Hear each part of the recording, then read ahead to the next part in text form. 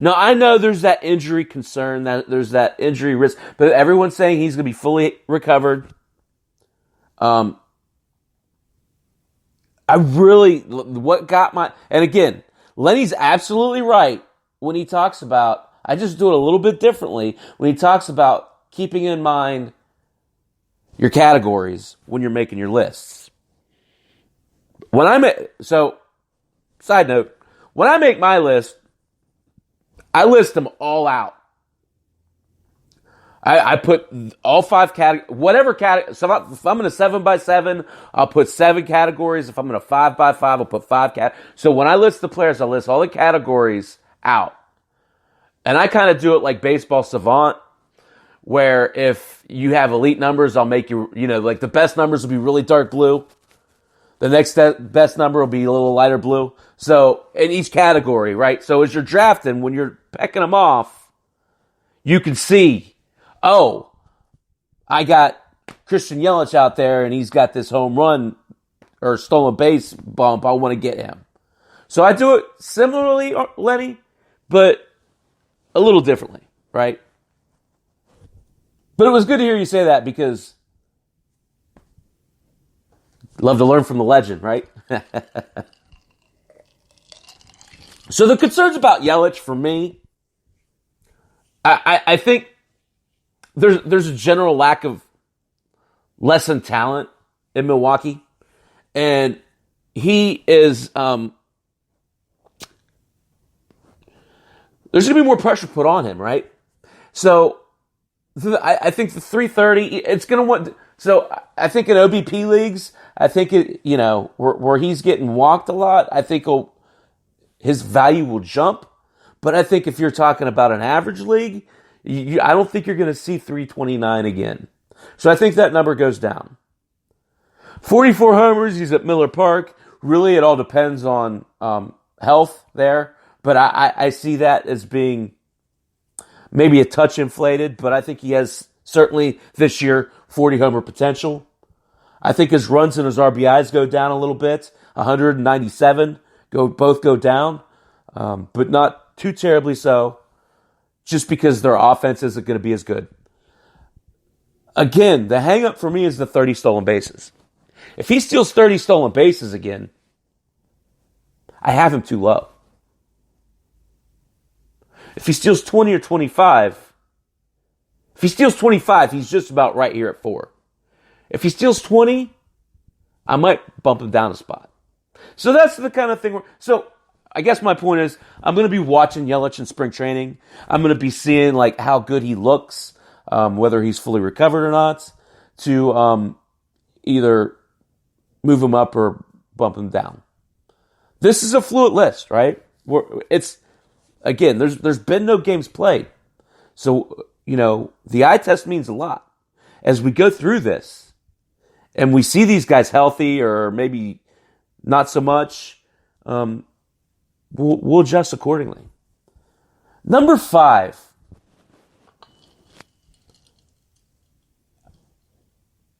Juan Soto. I tricked you there, didn't I? You thought I was going to say someone else, didn't you? Guys, I love Juan Soto. And here's the thing. This kid is just that. He is still just a kid.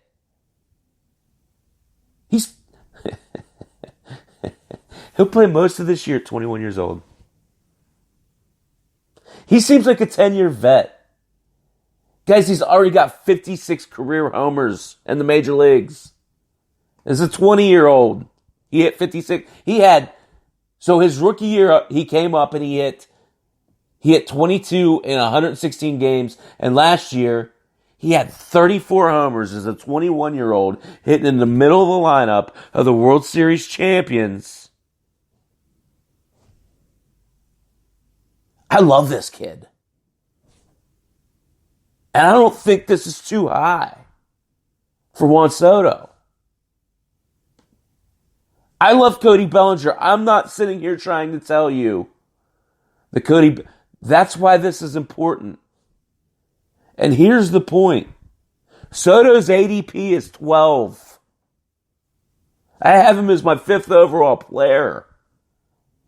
So that means if you're drafting 6th, 7th, 8th, 9th, 10th, 11th, 12th, who's Chappy taking?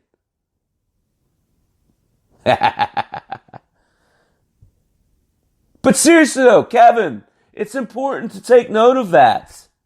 This guy's still in baby diapers. You haven't even seen his best. He stole 12 bases last year.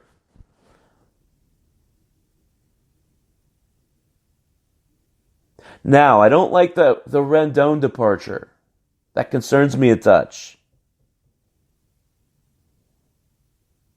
No, I don't think he gets hurt. But I'll tell you what I do think happens. I think the Nationals go out and try and get somebody. Maybe it's not in the next couple weeks. Maybe it's the All-Star break. I think they want to see how Kieboom does, and I don't think Kieboom does well.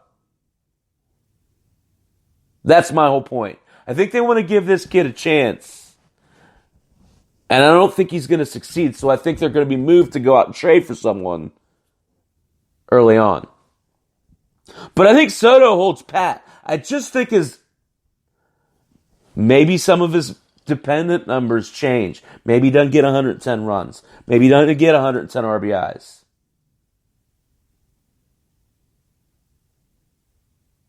But I still think, yes, he is set for a big season.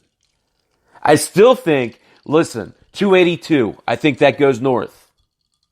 34 homers, I think that goes north.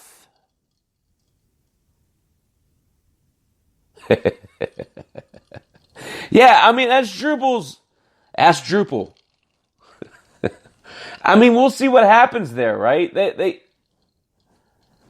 not going to go in with a gaping hole at third base if both of those guys fail. Tonight's episode is brought to you by Hotel Tango. Ready to drink bourbon? It's an indie distillery. Guys, I've been drinking some pretty good whiskey, so this tastes like garbage. Not really, but you get my point. But nonetheless, it's getting the job done. So cheers, guys.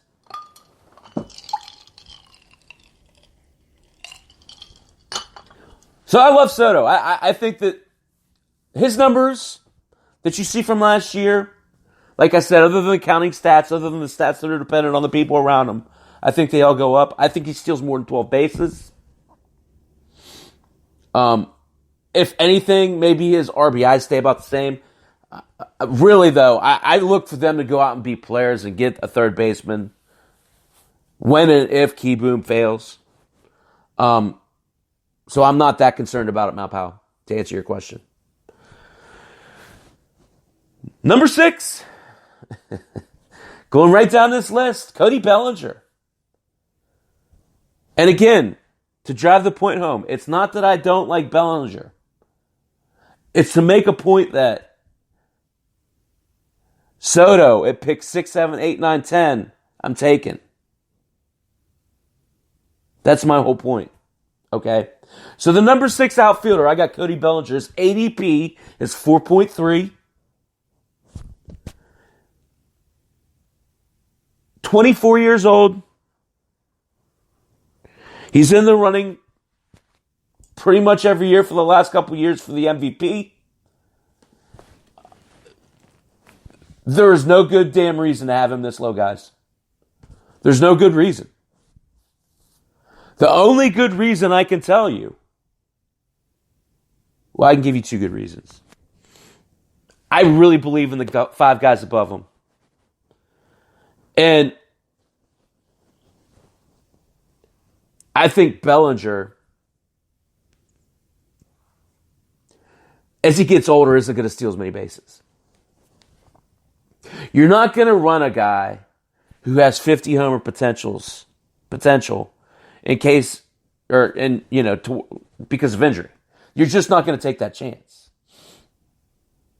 Now, I could sit here and I could tell you his numbers. They were great. 305, 47 homers, 121 runs and 115 RBIs. Remember I was talking about Mookie Betts and 135 runs being elite? Well, Cody Bellinger's in that same era with 121. So I admittedly am speaking out of both sides out of my mouth here. But the difference is, I think Cody Bellinger regresses from that 121. I think Cody Bellinger regresses from the 15 stolen bases. For reasons I just said. Now, he could hit 330. She's shown he's capable of that. He can drive in 130. He's shown he's capable of that. So, I could be wrong at the end of the year on this. And again, that's why when I'm in these drafts, I love sitting there and trying to pick around 5, 6, 7. Because all the tough decisions are made for you, right? You get a guy like Soto drop to you. I like Bellinger. Don't get me wrong. Again, my argument on him is the homer dependency and the decrease in stolen bases potentially. Okay? So there's the first half of your outfield ones. Again, to make a point about how elite and how talented these players are, could you really not put any of those 6 players at number 1 or 2? Which one of those 6 players could you not put at 1 or 2 and be totally comfortable with? I'll say them again. Acuna, Trout, Betts, Yelich, Soto, and Bellinger. It's the best of the best, guys. It really is. So we're really kind of splitting hairs, right?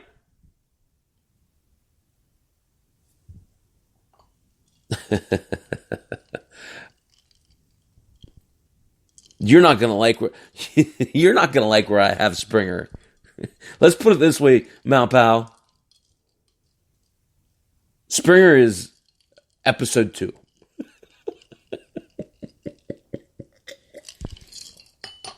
Soto's better because he has a higher ceiling. He's young, for 2020. He has a higher ceiling. He's going to hit for higher average. He's going to steal more bases. If you look at Springer's numbers, you're going to make me get out of my comfort zone. But I'll do it for you, buddy, because I appreciate having you here. Springer's trending downward, specifically in stolen bases. So if you look at George Springer's stolen bases, yes, he had that 2015 where he stole 16 bases. But look at his last 3 years, Mount Pal. 5.66. Look at his batting average. The last 2 years. 292 last year. Good.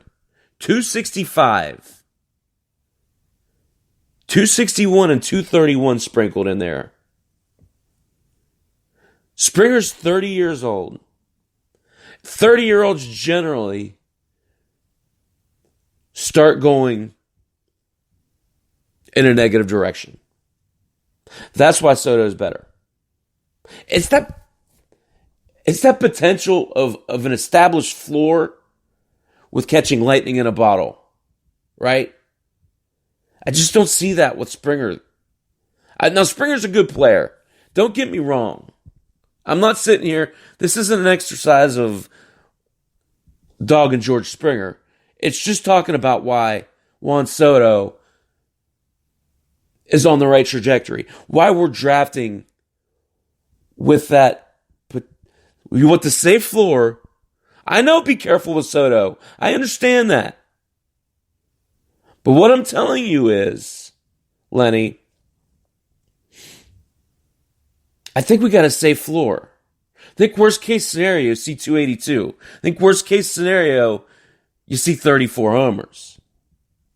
12 stolen bases. That's worst case. I don't think you